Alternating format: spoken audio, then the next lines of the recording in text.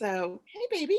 So, you guys, you're going to hear a lot of noise around me because my animals are like children. You know how the house is quiet until you start talking or Get get on on the the phone phone. and your kids and everybody start coming around. Well, I've got chickens right around me. My cat's right here. Joy is right here. And so you're going to hear all of that.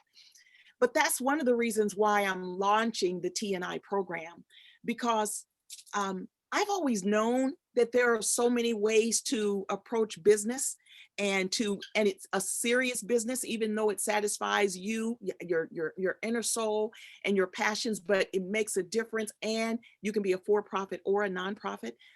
But so often, individuals are not able to afford my $150 an hour coaching sessions. But so what I want to do with the TNI program, Mama, you got to get down, because I want to lean forward and I want to talk and, all that good stuff. And many of you that know me, I get animated, and Joy has gotten like a little fat sausage. She's heavy on my lap. So, I'm excited about this because I've been coaching through large group sessions ever since I've been with the CEO Space Business Forum, and so I've been with CEO Space since 1999. I've been a faculty since 2008. And one of the things that I have found is when I coach in group sessions, there are things that people learn that they never would have even thought about had we been in a one-on-one session. Mhm. And so through the group sessions, people have developed various collaborations. Just a lot of things happen. They again, it opens your eyes up to possibilities that you just couldn't even fathom. And so that's what the Nonprofit Insider is about. And even the name, the Nonprofit Insider, you don't have to be a nonprofit. The reason why I named it the Nonprofit Insider is I have been an insider in the nonprofit industry for over 30 years. I've worked with professional athletes, celebrities, global leaders, and taught them how to operate within the perimeters of the nonprofit arena, where so many people just didn't even think that they could do that. And thus the Nonprofit Insider is me. And I'm helping you to become a nonprofit insider, whether you are an entrepreneur, an individual, a small business, someone that just has an idea of a small business. The reason why it's important for you to understand and be able to operate within the nonprofit arena is, like most people that don't know, they don't realize that the nonprofit arena is the third largest business sector in the United States. And you guys, I'm going to mute everyone, but please, please, please know that you can ask me questions at any time, okay? At any time. So, and I love it when you stop me and ask questions. So let's see. Let me close this back out. So, but don't type the questions in the chat because I'm not in that mode. I won't see it. I mean, unless wait a minute. Oh, I do see there's some chats down there. Let's see. Hello, Sherita, I'm here, but I'm working while listening. Great. Holidays were great. Thank you, thank you, thank you, Natalie. I have no sound on my phone. That's Carol. Thank you, Carol. And thank you for referring in. And so you guys, thank you. So I would try and get in the mode to check the chat, but let's see. So back to what I was saying. And so again, it's the third largest business sector in the United States. It is a $1 trillion industry. People don't realize how the nonprofit arena truly helps boost the US economy. But a lot of people are seeing it now because many of you have received stimulus checks. That's from the nonprofit arena. Those are grants. The nonprofit arena steps up even more in times of emergency or strife. And that's, and so it's there all the time. It's almost like air. You're breathing in and out, and you don't even think about that you wouldn't survive without this air. So now a lot of people have felt that more significantly because of COVID, and they have breathing machines, but think of the nonprofit arena also being that breathing machine. Okay, that's the way it truly impacts the United States economy and all over the world, which is why so many countries are trying to mimic the US as far as the nonprofit arena. That's why I was flown to Mexico to meet with former President of Mexico, Vicente Fox, and to train him and his staff. So anyway, on a Instead of talking to you about the municipalities that I've worked with and even mayors to help grow their economy, to help get funding for their infrastructure, I want to show you from right where you are how you can truly, truly, truly step into this arena, truly operate from your passion. The reason why I keep mentioning passions, I don't want it to just be a cliche. You actually, what can operate, there's profit for your true passions. Now, all of you that know me well know that I have to throw God in the mix. I have to, because he is my GPS. God and the GPS that I have followed has been popular in me since before we started using the term GPS. Most of us don't know what GPS stands for, the one that we key in our cars to get wherever we want to go. But we don't realize that we have had an inner GPS in us since we were born. Statistics show that whoever you are, whatever you love, whatever is your true passion, it has been showing up in you since you were 5 years old. And so many of you that have been a part of me speaking are already, you've heard me say that time and time again. So that in you, which was in you even before you came through the birth canal, who made you? That's why I say, if you just refer to who God is, if you continuously give him praise for showing up in you and stay in service to who you are, that is GPS. That's God, that's praise, that's service. So how do I, whether you believe in the God that I believe in, whether you believe in the universe or whatever, I can only teach from my perspective. I'm not trying to sell you on my beliefs, but what I am trying to sell you on is whoever you feel is your maker. There is something inside of you. And the more that I have been able to help individuals to tap into their soul, tap into what's hot in them, instead of jumping on the bandwagons of what's hot today, what's the newest trend. No, you are your trend. That's why I have my motto, which is termed, you are your only limitation. Yo. Believe that you are your only limitation. So that being said, I'm going to jump to my presentation. And, but please, please, please also stop me. Ms. Vera, I see that you're on. You ladies, Vera has a podcast that, Vera, there are so many ladies on this call that you would want to feature on your podcast. Gary Green, hi, Mayor Green. Mayor Green is the mayor of a local town, Menifee, and we've done some projects together. He is one of the most progressive mayors in Arkansas, and I'm so proud that he not only is a colleague, but a friend.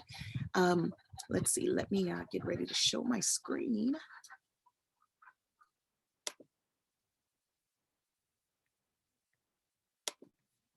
So, let me pause you a moment. Get over here to my screen. Are there any questions before I even get started? Remember, I love questions. It feeds me to move in the way I need to move. No questions yet, you guys? Hey, Sherita, this is Veronica. Hey, Veronica. Hey, I wanted to thank you for doing this. I just saw it this morning.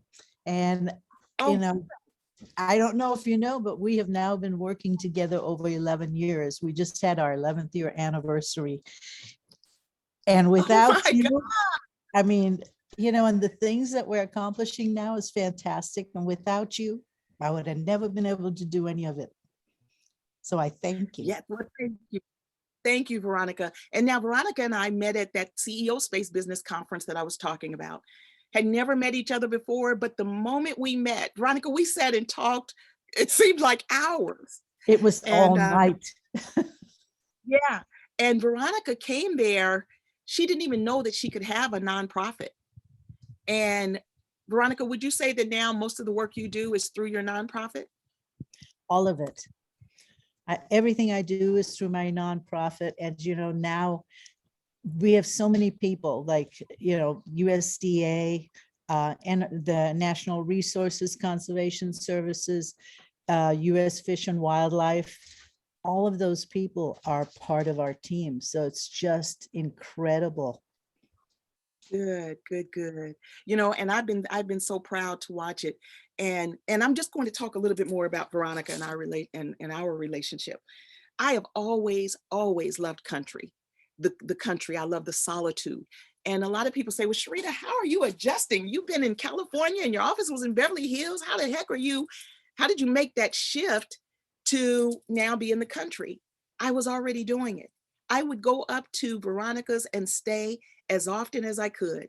And Veronica is totally off the grid. Veronica, your closest town is where? Is how far? It's about an hour away. Yeah. And she's totally off the grid. And I think, Veronica, you were even shocked the first time I came up there and how long I stayed, huh? Yep. You probably wanted to get rid of me. Well, when you change those Jimmy Choos for the boots, for the work boots, that was a Oh real yeah, telling moment. yeah. I did a post one time. As you see, I use Facebook as I live out loud. I love living out loud because I encourage others. And I feel like my life. I realize how much scripture ties to our life, because it talks about that you speak things into existence. And Facebook and social media allows you to speak things into existence. If people don't know what you need, if people don't know what you're doing, if they cannot visually see your passion, they don't know you, and you don't know who wants to know you or needs to know you. And so again, Veronica, thank you. And thank you for not only being a colleague, but now you're one of my closest friends. And I appreciate you so, so, so, so much. And are there any other questions before I move forward? Sherita, this is Natalie. I just want to make sure that when the session is over, we will be able to review it and watch it over and over again. Absolutely. Absolutely. Thanks. And matter of fact, I made sure that I had that on my post this morning for people to know that if you get on this recording, on this call, it is going to be available to the general public following as a recording. So, but thank you for bringing that up, and thank you for being on. So I'm saying, let's venture together into 2022. And again, I've talked about why I named it the Nonprofit Insider, but I'm just going to start moving on because I don't want to keep you guys over. And I say here, we all are a piece of the puzzle. Now, whether you realize it or not, you are a part of, or should be a part of, what's happening around you, the economic development of what's going on, not only within your close sphere, but broadening beyond your home office, outside office, your job, or whatever. We all are a part of the puzzle. Now, what do I mean by that? Well, for one, business development. See, business development, which is creativity, marketing, problem solving, advertising. Whether you are part of the puzzle now or can be, these are areas where you can be. If you're not a consultant and you have marketing skills, you should be marketing yourself as a consultant. If you are a creative thinker, then there are so many people like myself. I'm a creative thinker. I can hear someone's idea. I can just watch what they're doing, and ideas just pop out of me like crazy. That's my God sphere. That's who I am. Now, ask me to sing, can't do it. Now, if you've seen that commercial like Shaq where he's singing in the shower and he sounds so wonderful, and they're like, oh, I guess it's proven when you're in the shower, you do sound better. And then when he gets out, it doesn't work. That's me. That's me. And see, when I'm in the shower, I will sing like there's no tomorrow, like nobody else can hear me. I'll sing at the top of my voice if I want to, but I know that that is not my greatness. There are some people, some of you may be wordsmiths and can write poetry like, nobody's business. How can I help you tap into that? How can you turn that into a business? Maybe you're a person that has solutions. Maybe you are an inspiring person and it's inspiration. That's why all these words are here, because it all helps with business development. What happens following that? Job opportunities. You guys, right up here on this hill, which Hattieville, Arkansas has 300 people or less. There's so many opportunities for jobs right up here on this hill, which I'm going to be creating some right here on Oglesby Acres, whether it's through our camping services, our special events that we will be offering or whatever. There are people that are right here that don't have to leave this hill and can be working within my organization. Or like I just got some peanut brittle from a cousin yesterday. He makes the best peanut brittle ever. I wasn't even a peanut brittle person, and I request his peanut brittle. So I asked him to make some and let me promote this for you, and I called it Cousin's Peanut Brittle, and I'm getting ready to do an advertisement for him. He didn't even think about selling it. Okay. Now, what does this do? I loved this example that came from K-State. And it says milestones on the path to improving community quality, excuse me, excuse me, community quality of life. Well, if you look over here on the top left, it has houses, it has a house, it has a church, it has a government building, it has a school, it has a hospital. You guys, every segment of community is a part of community development and the whole process of what improves the quality of life. And if you are not looking at yourself as being a part of this, that's what I want to do, is help you to become more a part of it through TNI. Okay. And so it's from speaking to assessments. I mean, it just, and again, you will get this so that you can stay on it more and look at it. But shared vision is where we're especially going to be talking through the Nonprofit Insider Program. We're going to be talking about what kind of shared visions can you have that will help branch out and create greater collaborations. And those are those partnerships that come next here on this trail. And then how do we set your priorities in order for you to make it happen? So often the reason why our ideals go stagnant is it's hard for us to prioritize what should happen next. Then we go into the action plan here with this little truck, and then community projects.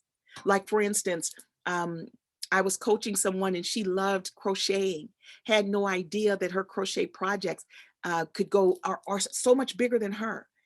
You guys, all of who you are, whatever your passions are always bigger than you. You didn't gain that skill set.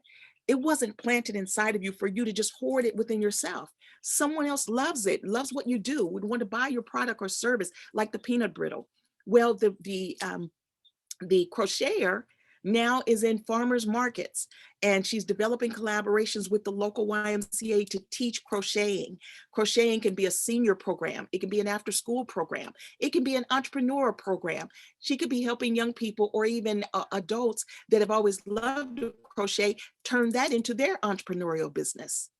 So something that you may think is, oh, that's just what I do as a side, that's just a hobby.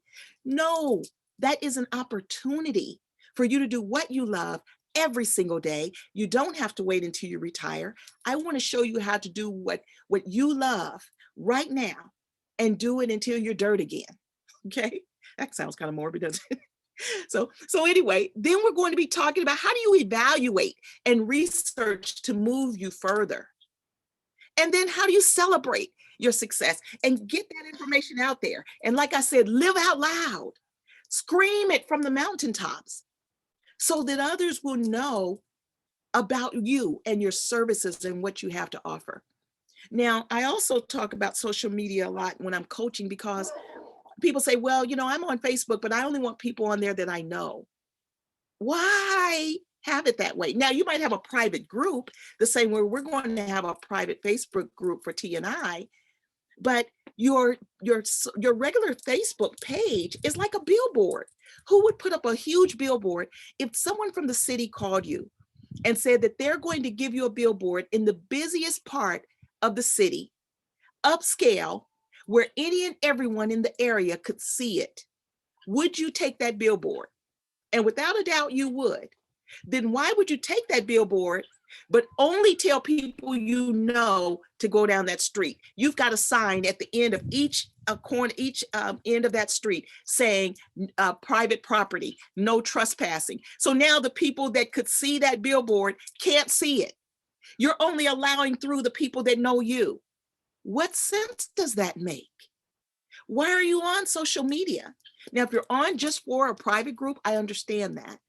But just know that if you're operating your regular page in that fashion and you're trying to grow a business, you're trying to get out there to start a consulting service, or you want to be a grant writer, or you're a nurse and you want to open up your own nursing registry, but the only people that can look at it is your family and friends.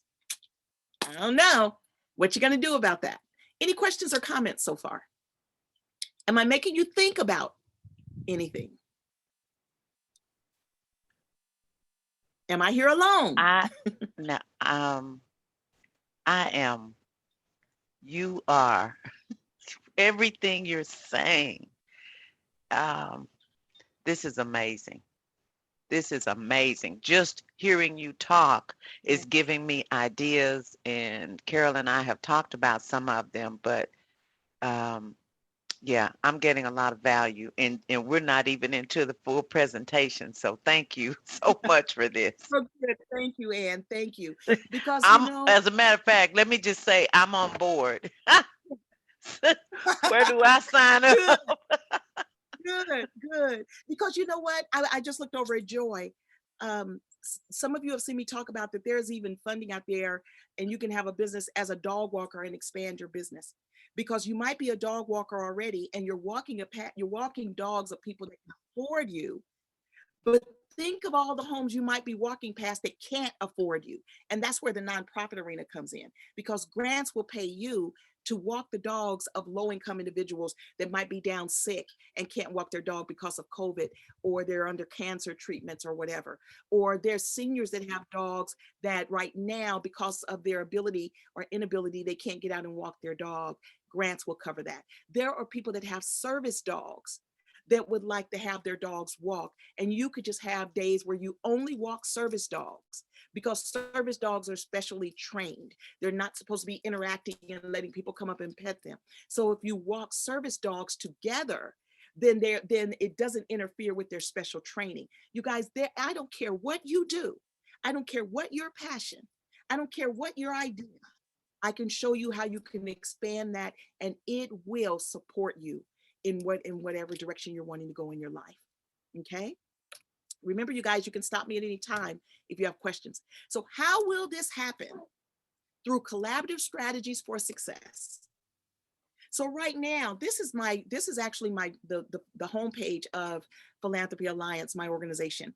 And I'm showing you how already for the past almost 30 years, what I have been doing is, it says it on my page, through established global relationships, we're empowering individuals, sustaining communities, and strengthening international municipalities through grassroots alliances. That's what I live to do. But most of the time, it's only those people that can pay me $5,000 to write for them, or pay $6,500 for us to develop their nonprofit, or paying $150 an hour for me to do business coaching. And they come back time and time again. What I want to do, and you guys, the wind is kind of kicking up. I am sitting in my barn, by the way. This historic barn, which was built by my great grandfather. It's been here probably since about at least 1900, because my grandmother was born in 1906, and I was told it was here before she was born. So anyway, I just wanted to stop and do that little segue, because I treasure this barn. So anyway, how am I here? How am I teaching you? And I'm here on the 30 acres with 32 chickens, 3 guinea, 6 dogs, 2 cats, 2 ducks. How am I here? Because I have learned to do what is all of who I am and live it right now. I don't have to wait until I retire.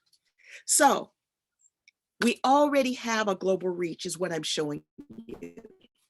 My goal is to help you not only operate within your immediate bubble, but how do I help you expand to collaborations that I already have, but also we already have individuals that have signed up all over the country.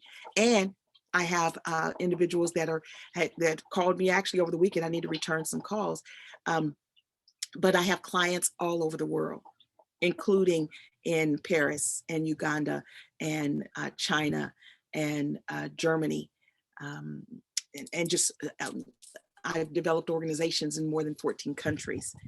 So here I'm showing you already where we have multiple people that have signed up for our charter members. The charter members are those individuals. It's limited to the individuals that sign up before the 1st of January. And there are going to be other perks for those the charter confirmation, the charter members. But I just wanted to show you where we already have signups in New Jersey and Maine and in Illinois, of course, in Arkansas, which is where I'm located now, out of Houston, Texas, in Arizona, multiple locations in California, in Oregon, and others. So I just wanted to kind of show you how you already would be linking to individuals that are all over.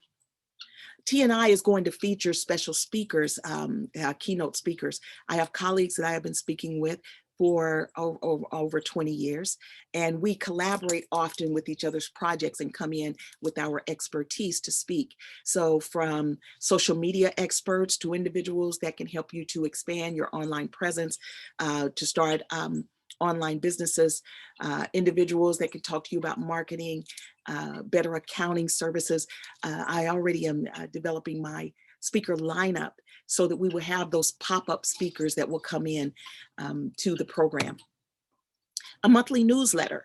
You will stay up to date with the Nonprofit Insider and other things that I pay attention to that help with business growth and strategies.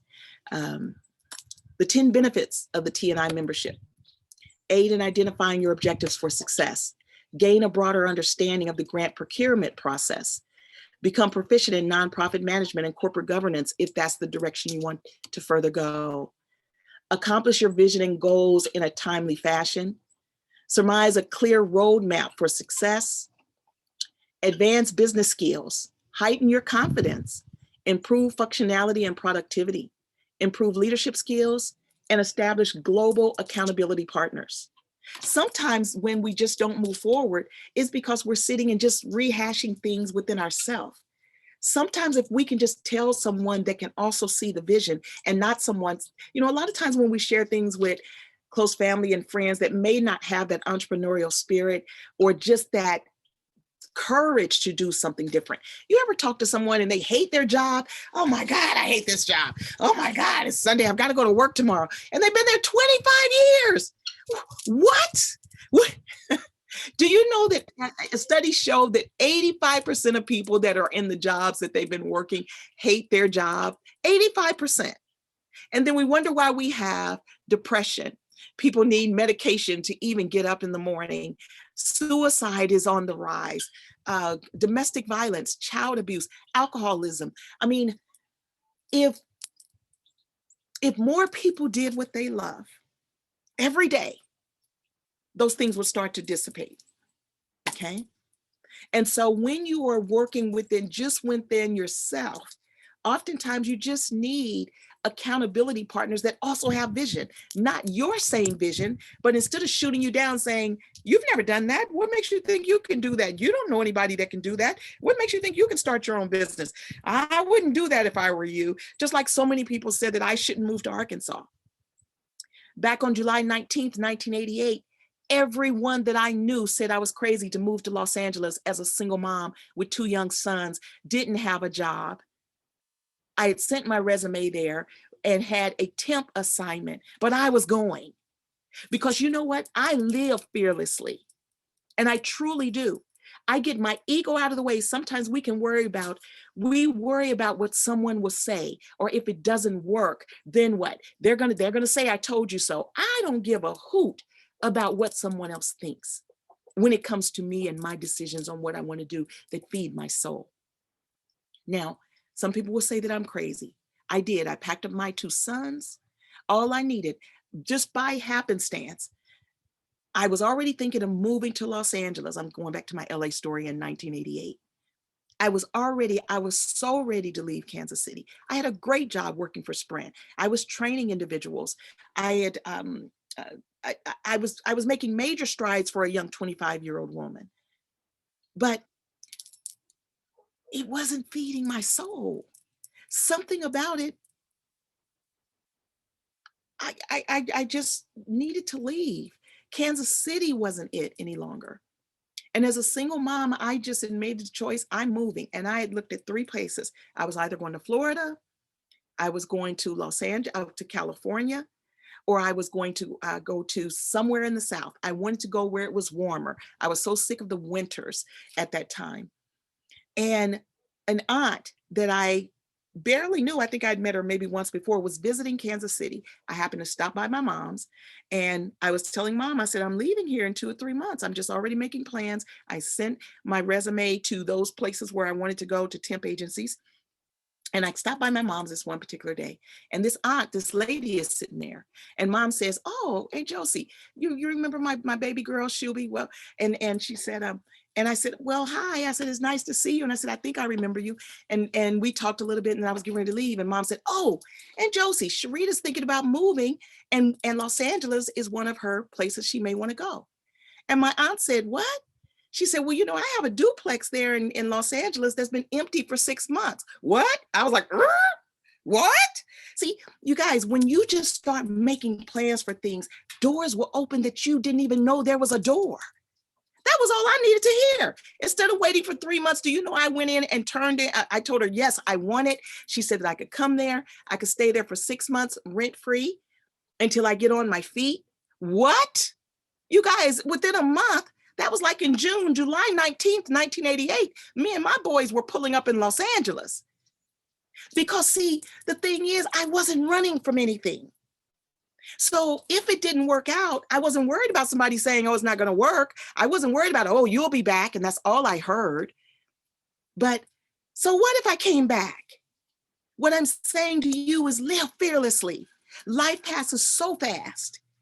I mean, my son and I were just talking about some things that we joked about. He's 44 now. We were talking about something that it was before we moved to Los Angeles. I moved to LA when he was going to the 6th grade, but it was like yesterday. What are you waiting on? Okay. So who should become a TNI member?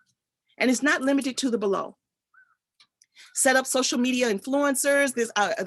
Start up social media influencers. There are so many people that can be more of an influencer, but they're having some trouble in just doing the things that they would like to do.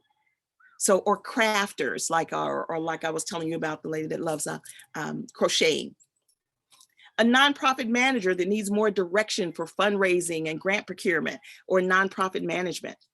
Someone that has decided to pivot right now and take a chance of doing something that feeds their soul. Someone that has a social conscience, that means a social entrepreneur, someone that have always wanted to make a difference in community, but didn't quite know how to do that. A retiree, maybe someone is retired, they're in the middle of trying to figure out where are they going, what are they going to do, trying to find themselves. They've been a manager or an executive for the past 40 years, and now they feel like useless in what it is that they're doing. And so someone like that wants to do something new. A stay-at-home mom or dad that has a skill set, and you can become a consultant and still be working from home and also taking care of your home environment. Someone that's totally fed up with that current job and ready to start their own business. Or even a beginner, intermediate, or advanced grant writer that you've been grant writing, but you want to turn it into a full-fledged business. Wherever you are, let me help take you in the direction you'd like to go further. So questions, comments? Hi, Sherita, this is Carol. Can you hear me Carol. now? Hey. So I just wanted to thank you so much for getting this together. I was in your previous grant writing course, and it was excellent. And so I couldn't pass up this opportunity. And so thank you for putting together something for everybody. Oh, thank you, Carol. And thank you also for just being who you are. You've always been supportive, and I appreciate you so much. Oh, you're welcome. Who was that? Hi, Sherita. This is Jackie, Sherita. I have a question that came up in my head as I was listening to you, and I know in your advertisement for this event you kept using the word stuck, and that's where I am kind of with the nonprofit side. What if you have I'm still in an early stage of my business, but I'm stuck as to where a leg of nonprofitcy could work. Is that something that you will be assisting us with? Absolutely. For one, a lot of, because right now you're a for-profit, correct? Correct. And what is your business, Jackie? You do tours, right? I do tours, right. I'm doing tours right now. And I have to say that with the the global consciousness of diversity becoming an issue, there are a lot of, I've learned a lot since I've been in this business 3 years, there's not a lot of people of color. And I was trying to think, well, maybe there's some avenue there, but then I don't want to limit myself. But I do tours. I do tours across the country, mainly in the District, Maryland and Virginia, a lot in the District of Columbia, of course. I live in Maryland, but I travel all over and conduct tours. Well, Jackie, let me say this. I have a client in Paris, and she had a tour business probably 20 years. It's called Entree to Black Paris. And Monique Wells, who is now also a dear friend, we developed her nonprofit maybe 5-6 years ago, if not longer. She didn't realize that her tour business could also operate within her nonprofit. Through my coaching, she now is bringing young people from the States to Paris. That's through her nonprofit. Okay. Oh. She now just did a collaboration with one of my other collaborative partners that I introduced her to. And last year for New Year's, she took over 300 young African-American girls at the Coretta Scott King school out of Atlanta on a virtual tour of Paris. That's through her nonprofit. Wow. Okay. So Jackie, that's what I'm saying. There's so many opportunities. For one, you will see that now more and more travel brochures are featuring minorities and people of color because they weren't there before. And when people don't see themselves, they don't see themselves as being able to do it. And so I've even heard people say, as I've even grown, Black people don't travel. Yep. Well, that's not true. And so the more that we know that, then the more that people will do that. Also, Jackie, you definitely, especially during these times of COVID, should be doing virtual tours the same way that Monique is doing that out of Paris, France.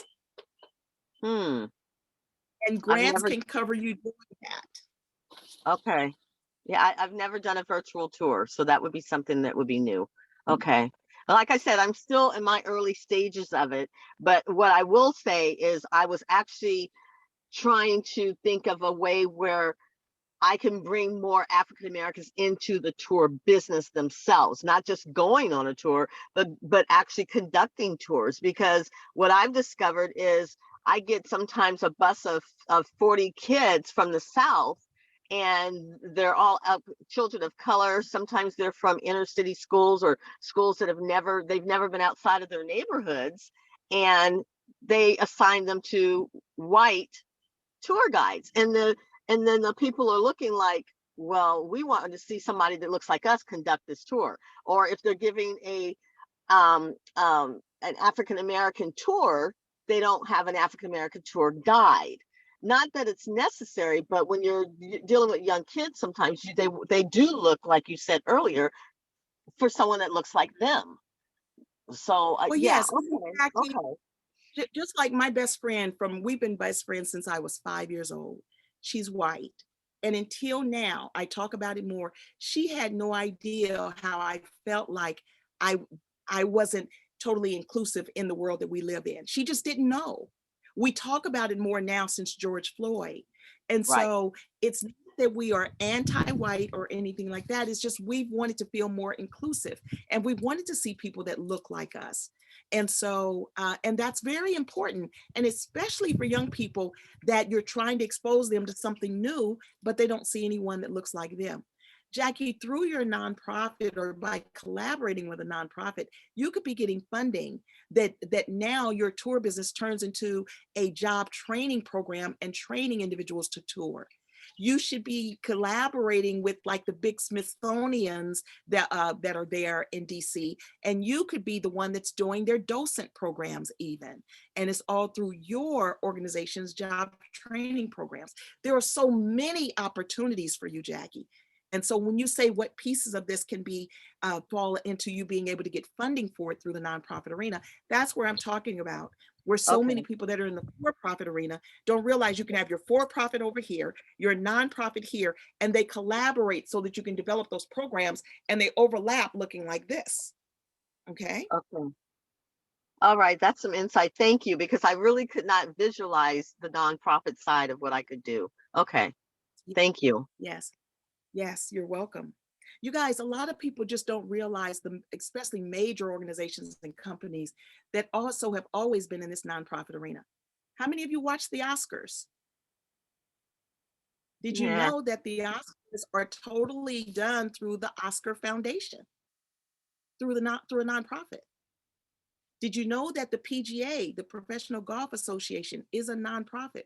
Now, all the golfers are not nonprofit, but the league, the National Hockey League, is a nonprofit.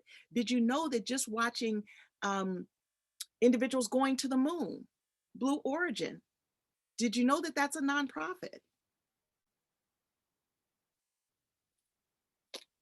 Did you guys? Am I telling you something you didn't know? I didn't know that. I knew none of that. None of that. But I do remember several years ago when you told me that the NFL was a nonprofit, and you blew my mind. And I know now it is not, but when you first told me that about 8-9 years ago, that's one thing that I'll take to my grave. I was like, Sherita taught me that. I was shocked. Yeah, they changed their status in 2015, but it had been a nonprofit since their inception. You guys, please understand that the nonprofit arena doesn't mean that you can't make a profit. It's just there's different kinds of nonprofits, and understand that, like the NFL, even the NBA is not a nonprofit.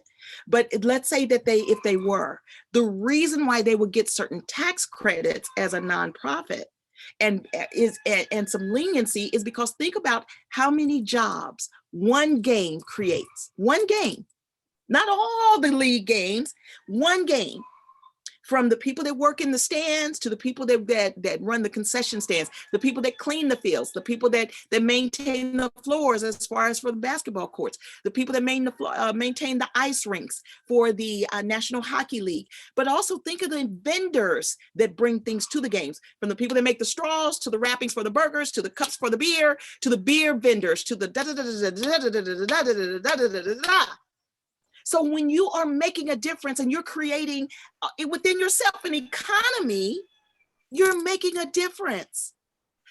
So there's so many different levels to why the nonprofit arena exists, why there are tax breaks, why there are tax credits, and there's a lot of things that they could not have received if they didn't have their tax exempt status, but there are different levels of tax exemption. So please stop it getting upset when you see that someone that runs a major nonprofit like the Red Cross might be making 6 figures. Who else could run that facility and not make that kind of money? And you're running a major corporation. You're paid for the work that your organization is doing. To pay someone $40,000 to run that same kind of organization couldn't happen. They wouldn't even have the capacity to run that kind of organization. So please stop thinking that nonprofit can't make a profit. Please stop thinking that if you're a for-profit, you can't collaborate with a nonprofit and get paid for your services. Please stop thinking that as a nonprofit, you have to be a totally volunteer organization. Investors don't see that as a good business model. I'm not talking to you. That's Meryl Streep that's over here. Meryl Streep. She always is trying to get in on my conversation. And you guys, it's because I do talk to my chickens and my animals when you guys aren't here. So when they hear my voice, they think I'm talking to them. So any other questions? Oh, be quiet. Hey, Sherita. Hey, this is Carol. Okay, so like I hear people especially talk about Goodwill, like when they go and give donations, clothing and stuff, and then they say, you know, what they found out that Goodwill sell their clothes, and so they stop giving it to them, and they just rather give it to a homeless shelter because they know they're not being sold, and Goodwill sells their stuff for expensive amounts, and if that's the case, they can sell their own stuff, you know. And so and they're saying that Goodwill is a nonprofit, they're not supposed to be making a profit. And so, you know, and because now that I'm in the nonprofit, you know, sector myself. So now I'm able to explain to them that it is not that nonprofits cannot make a profit. It's just that, you know, the nonprofits are not like for-profits where you cannot give yourself a share or something like that. You know, I said they have to make money in order to run the organization. You know, who do you think is going to work there? And then they also employ other people, and then they do other services. So they need the money for that, you know. But I hear all the time that Goodwill is, they just take their clothing and they sell it, and people just don't understand that. But that's why I want to teach you guys, so that you can now, those naysayers and people that say that, you can also be educating. Because if more people understood that, again, yes, homeless people do need clothing, but they're already getting clothing. You guys, excuse me. Look how many people have started shopping at Goodwill that never ever would have shopped at Goodwill or Salvation Army before, but look at what's going on. And now they can go and get nice t-shirts or jeans or whatever at Goodwill. You guys, when I was growing up, we were like the best dressed kids in the community, and everything we got was from the Goodwill. But mom would bring it home, wash it, starch it up, because we were one of those families that were like low income. I'm grateful for the Goodwill and Salvation Army and thrift stores. I love them now. Look, this Christmas tree that I got right here, you guys, I love going to the Goodwill. Matter of fact, I'm creating my own so that I can use the things that I collect. I want to, for those of you that don't know it, you'll start seeing it in one of my programs. I have a program that I named back in 2008 called Homes in the Hood, DA, Homes in the Hood, where I'm going to be training individuals in interior design and taking my crew, and we're going to go in and redecorate homes to make people feel better about themselves and use the products that we've gotten at Goodwill to infuse into their homes and make them feel better. I'm already doing interior designing virtually. Matter of fact, and a lot of the stuff that I do is from Goodwill. Now, the thing is that any nonprofit must be operating as a business and bringing income in for sustainability. So I'm teaching you guys that a nonprofit is just, what are you doing with the funds? That's what makes you be able to have the qualification as a nonprofit. You guys, there are nonprofit bars, BARS, that sell liquor. But what are they doing? They're not a nonprofit just to sell liquor. No, they, and one of them specifically is in Kansas City, down on 18th and Vine in the Jazz District. They are preserving jazz. That's where I took my nephew that now has played all over the world, even on cruise ships. That's where I took him at the age of 16 to play in front of his first jazz audience. It gave him confidence. There are people that, and so it's what you're doing and what are the outcomes that you're doing that makes it where you can qualify as a nonprofit. But when people want to go listen to jazz, what else do they want to do? Drink. So nonprofits can have liquor the same way don't fundraisers have liquor and wine and all of that? See, we get confused. And that's why I want to educate you. It is a business entity that exists. And the more that you understand it, the more you will be able to operate within it and grow your business, but also make a difference in the world and educate others. Okay? Sherita, so am I understanding you to say, so that the bar itself isn't the nonprofit, but it's the jazz component that's the nonprofit? No, the entire organization. That bar is a nonprofit. Really? But a nonprofit has taxable and non-taxable income. The liquor is taxable. What you guys don't understand is that even in Arkansas, to get a liquor license, you also have to have it in collaboration with a nonprofit. And that's in a lot of the states, if not most. If you are going to sell marijuana, if you are going to open up a dispensary, you must do it through a nonprofit. Get out of here. You guys, this industry is so broad, and there are different reasons why. That's a whole nother class that I can be walking you guys through as you're part of the program, but it's way bigger than what you can even imagine. Okay? So that's why I want to help you to understand it better so that you can grow and also make a difference with others by being able to link to funding that, because nonprofit doesn't mean you have to do everything for free. You're able to go after funding that will pay you to do exactly what you need to do so that those individuals can either not have to pay or pay at a lower cost. Just like legal aid There are legal aids all over the country. That's where lawyers are providing legal services for the low-income individuals. But are those lawyers working for free? No, they're paid through grant funding that comes through legal aid, so that now they can offer legal services to those individuals that normally can't afford it. That's what I want to show you how to do, no matter what it is that you do. Hey, Okay? Sherita. Hey, Veronica. I wanted to say just one more thing about that NFL thing, because I was pretty upset when they started tearing down the NFL because of how much, and that is that most people in this country especially come from a mindset of impoverishment. And they don't understand, and you have to be able to educate, because you cannot change the world from the bottom of the gutter. You have to be standing on the sidewalk. And, for instance, the president of UNICEF, what he gets in the 7 figures, right? He gets like 4 million a year or something. And if he didn't, he wouldn't be able to they wouldn't be able to have somebody that could run that. But they also, when you're talking about grants, you have to, if you're looking for big money, you have to look like big money. People that have money are not going to give you money if my God, you can't handle it, right? I'm so glad you said that, Veronica, because even when people are turning in grants, they say, Sherita, if I tell them that, it's going to look like I don't need the money. You don't want to look like you need money. You want to look like you are a sustainable business. Veronica, I'm so glad that you brought that out. It's the same way with banks. If you need a loan and go to the bank and say, well, I don't have money to pay you back, you think you're going to get the money, right?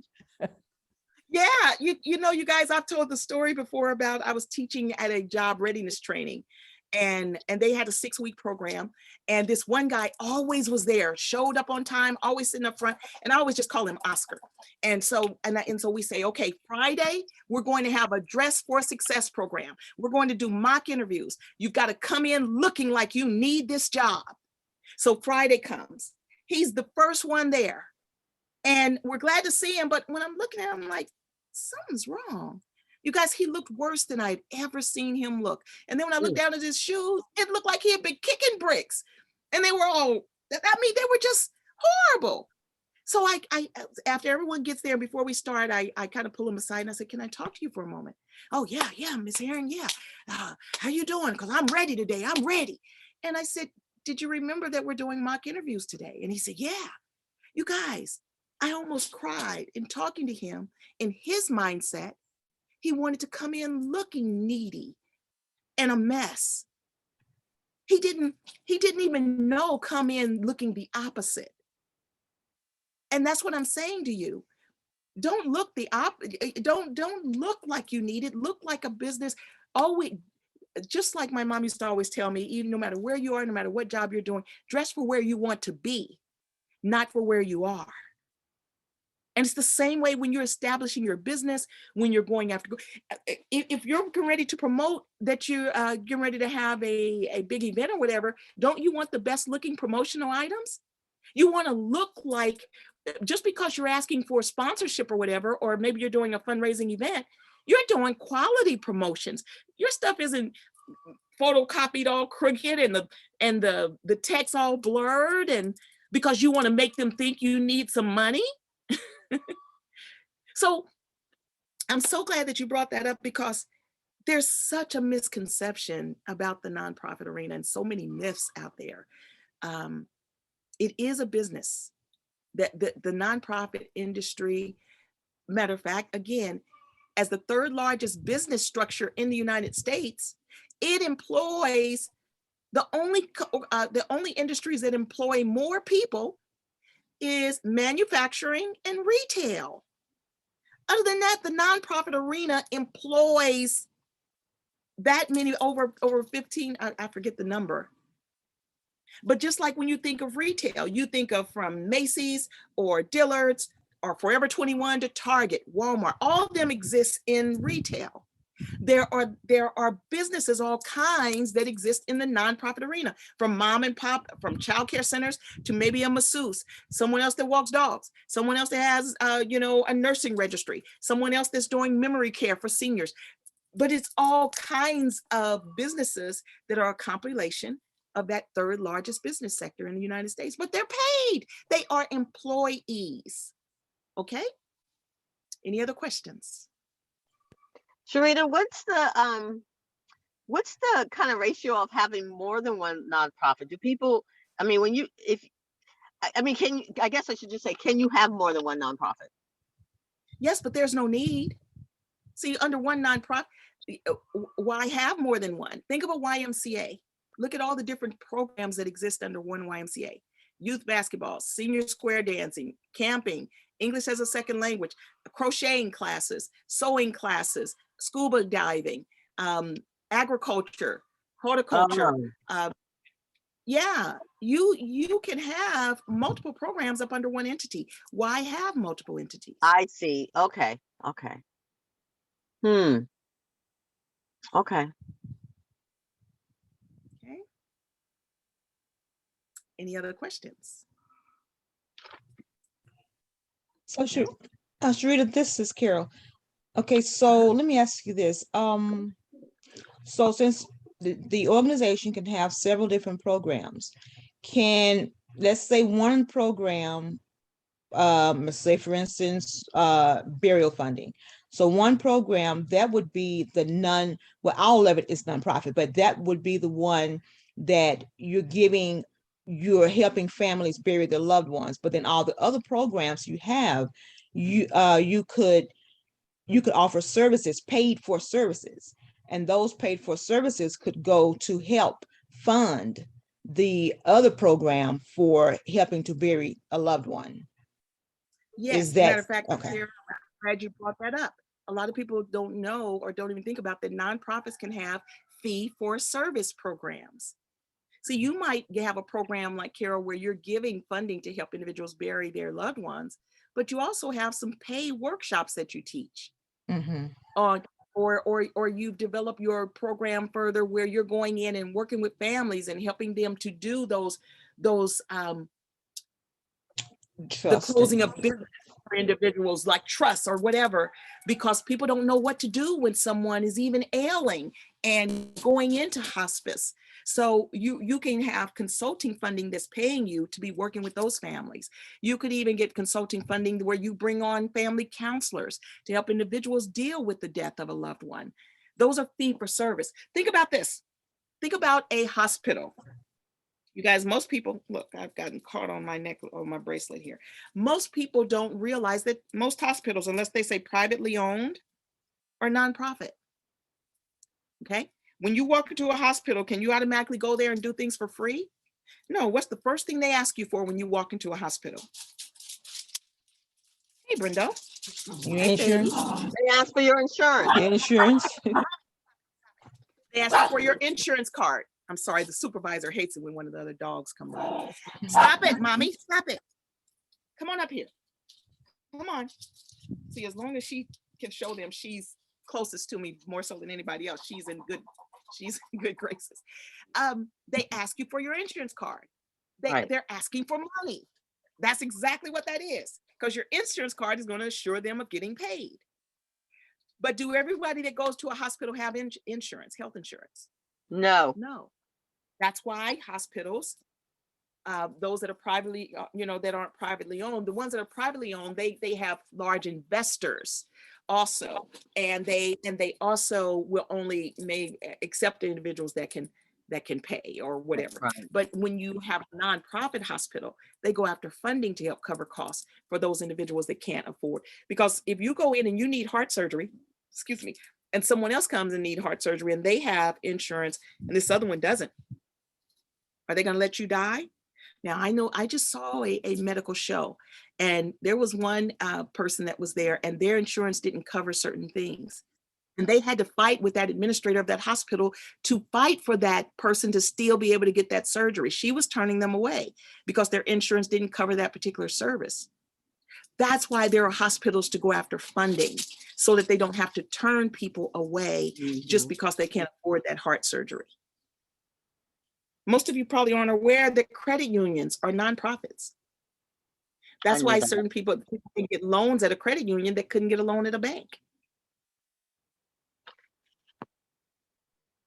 So one last question. I know I don't want to monopolize. So if my business is currently under an LLC and I want to add a component of a nonprofit, that nonprofit comes under the LLC. Is that what the way it would work? No, they would have to be two separate entities. Two separate. Now, Okay. Jackie, when you asked about having multiple nonprofits, there's no need for that. But when you have a for-profit and a nonprofit, they have to be separate entities.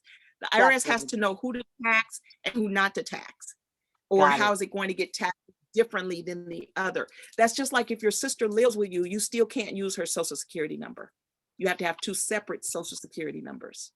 Okay. So they can tell the difference between the two of you. That was a little confusing. Okay. All right. That's why I asked the earlier question. I was thinking that. Okay. So the LLC is one entity, and then the nonprofit would, so it would be a completely different name and everything. Yes, but just like Walmart has Walmart and then the Walmart Foundation, Target, the Target Foundation. So if you want to keep your brand, you can. So I could do Jackie Tours and then the Jackie Tours Foundation. Or I would just do the Jackie Stanton Foundation, because you're going to see that your nonprofit is going to do way more than tours. Don't let your name pigeonhole you into one thing. Oh. See, Target didn't have Target Retail Foundation. It's Target, then Target Foundation. It's Ford, and then the Ford Foundation. Got it. Okay. So don't lock yourself into just one area by putting your name. Like, for instance, Bootsy Collins. Many of you may know him. When we developed the Bootsy Collins Foundation, Bootsy, coming from the music industry and from years back with the Funkadelics and seeing, he was going to name it the Bootsy Collins Music Foundation. And I said, Bootsy, but you're already more than music.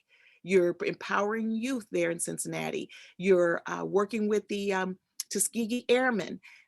He and I met because of what I was there in Cincinnati, and we were doing some community and economic development strategies, which is how I met Bootsy. And so he was already broader than just being music. So I said, don't lock yourself into music by putting music in your name. He's so glad he did it that way. A few months later, God forbid, he lost his young nephew his nephew died from an abscess on his tooth, because he just, I guess, didn't have the money to go to the dentist. And Bootsy to this day wishes that he would have known, but the young man died. See, because we oftentimes don't take our dental hygiene as serious as other medical, and it's all tied in. So anyway, following that, Bootsy was really glad he didn't name it the Bootsy Collins Music Foundation. His very first grant, I think he got $250,000, was for dental hygiene. He went on a crusade to teach about dentistry all over the country. Matter of fact, I linked him with one of my dental organizations out of California, and he was in Ohio. So don't limit yourself, because like my motto says, anybody remember my motto? Oh, I remember that. YOLO. You are your only limitation. Don't limit yourself even by your name. I renamed my organization the Philanthropy Alliance Foundation because all I am is about philanthropy.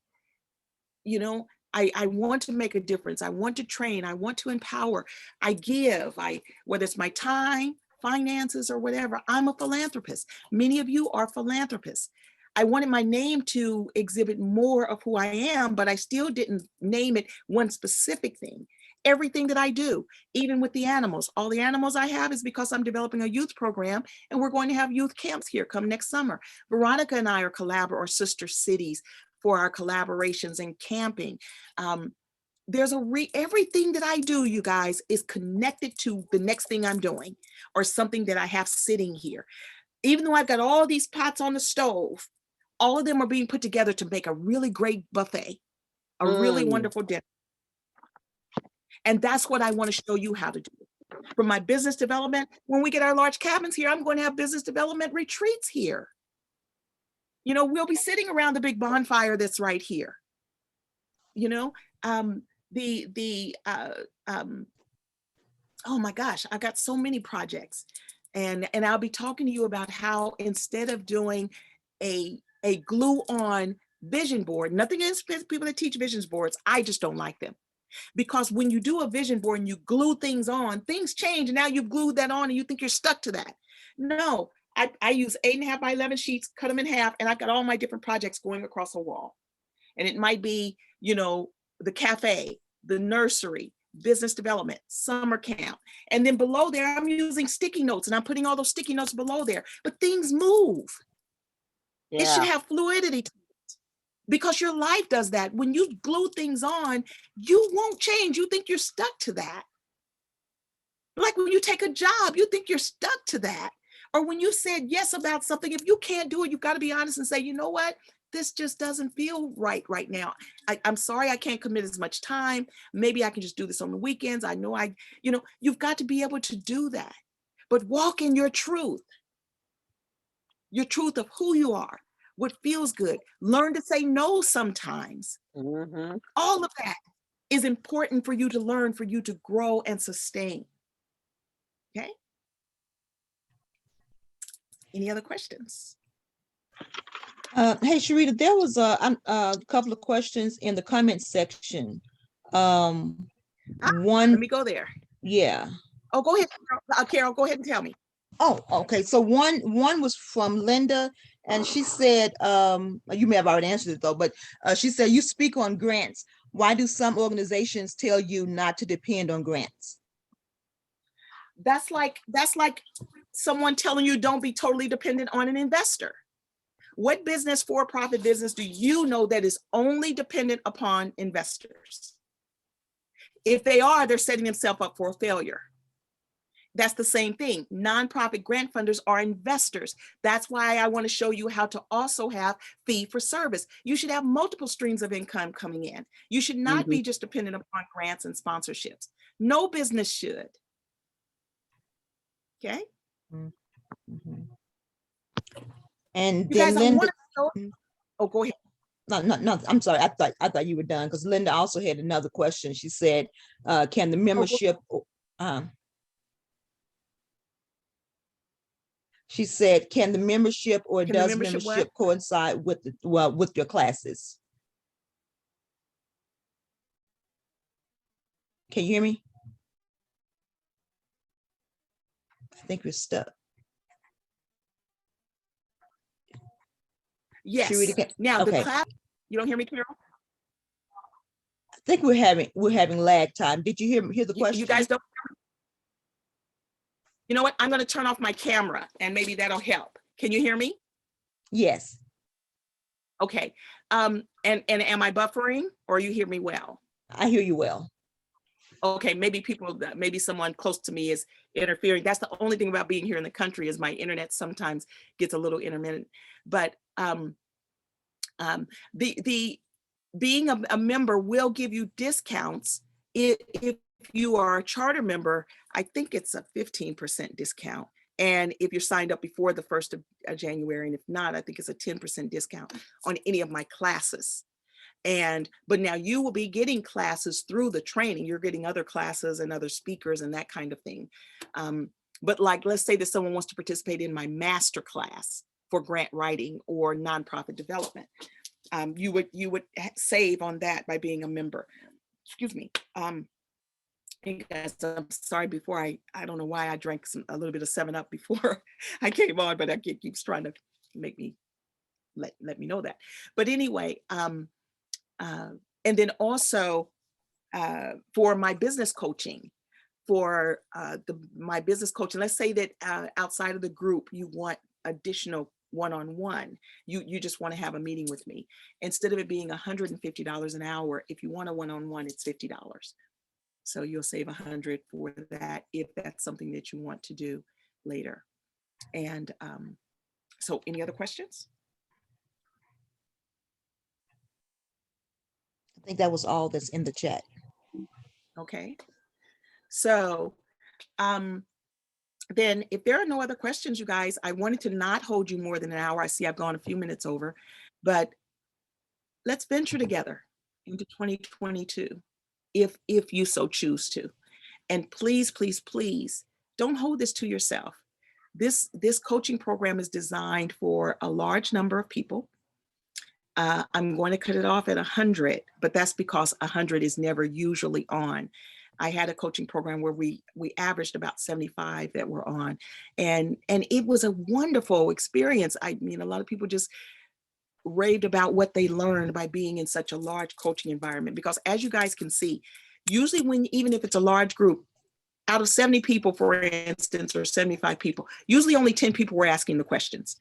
You know, it's not like people are constantly interrupting or whatever, but what it also will do is it advance your footprint through the collaborative opportunities that we also will have the opportunity to be exposed to. So are there any other questions? Yes, Shuby, this is Michelle. I got a question. Yes, ma'am. Just want to clarify. So the membership fee for the end of the year thing was like the 20 something, 30 something a month. And so what exactly does that entail again? It entails the monthly meeting. We'll have one group session, and the speakers that we bring on, the newsletter that you will be receiving through the month, and also the private Facebook page where I'll be interacting with you more regularly. And then also discounts on classes and on speaking on my, I'm sorry, one-on-one. Okay. Well, I'm down. I just noticed an error corrected. Oh, thank you, Michelle. I'm glad. I know that you and I have been working together, and there's some new things that you're jumping into, even with seniors, and now is the perfect time to be working with seniors also, because baby boomers are steady aging, and there aren't near enough programs and services to support the needs of seniors. I'm looking for someone right now to help me with an aunt. I'm here, she's in Kansas City, and I desperately need someone to be able to go and sit with her. And so, Michelle, again, I'd love to talk to you about, even though you're in Texas, you could develop a registry and have individuals in Missouri, all over, that are going in and sitting with seniors. See, until you start stepping into specialized services like medical care and things like that, then you need certifications in certain things.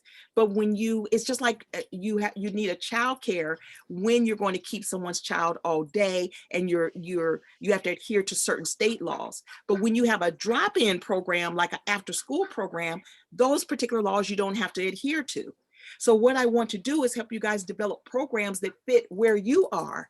And then if you need a collaboration because you need certifications or whatever, let's develop that collaboration for that piece of your business that it's needed. See, a lot of times we put things on hold because we think that we need all these other steps done before we can do something. And you're holding yourself up, and you're neglecting individuals that need you right now. Okay? Yep, and I just passed my exam, so I'm ready, sister girl. Good. Anything else? Because if not, as you can see, I don't know if you guys noticed it before, I had thank for joining me, and I had to say thanks for joining me. And someone was going to ask something? Yeah, Miss Sherita, this is Linda. I met you when you did a class at UCA. And so in the membership, will we be able to ask you certain questions about certain grants? Because my family, trying to do something that's what you're doing where you live here in Arkansas. So could we ask you, like, is a membership where we can ask specific questions on things? Because we just started a nonprofit, so we trying to make sure that's done correctly. So is that with the membership, will they have the opportunity where we can ask you questions or bring those kind of questions to the group? Absolutely. Matter of fact, you guys, you can ask me you may be looking at an exact grant application, and you're saying, Sherita, I know that this isn't pertaining to everyone, but I'm looking at this grant application and it's due in 2 weeks. And on question number 7, they're asking me this, and we're not sure what to do. See, you're not limited to what questions you can ask me. But now, if for instance, Linda, you wanted me to go through the whole grant application with you, that's where we would do a coaching session separately. But you guys, part of the training you're going to go through, I'm going to go through some grant applications with you. I want you to understand, see, not only am it's just all of our trainings won't just be nonprofit focused. I'm doing business coaching. So it's for all kinds of business. but I can't ignore the fact that many of you don't understand how you can go after funding in the nonprofit arena. So I will be going through some grant applications with you for you to understand that it's not as mystical as people are led to believe. Anything else? All right, thank you. All right. Well, you guys, if there are no other questions, I don't want to hold you. And again, I want to thank you so much. Happy New Year to you. And hope you'll consider joining me. Please share with others so that we can have a really strong start to our TNI program and expand our collaborative opportunities. Again, thank you for being on. And I appreciate you so much. And Thank you. Happy New Year. Thank you. You too. Thank you, Sherita. Thank you.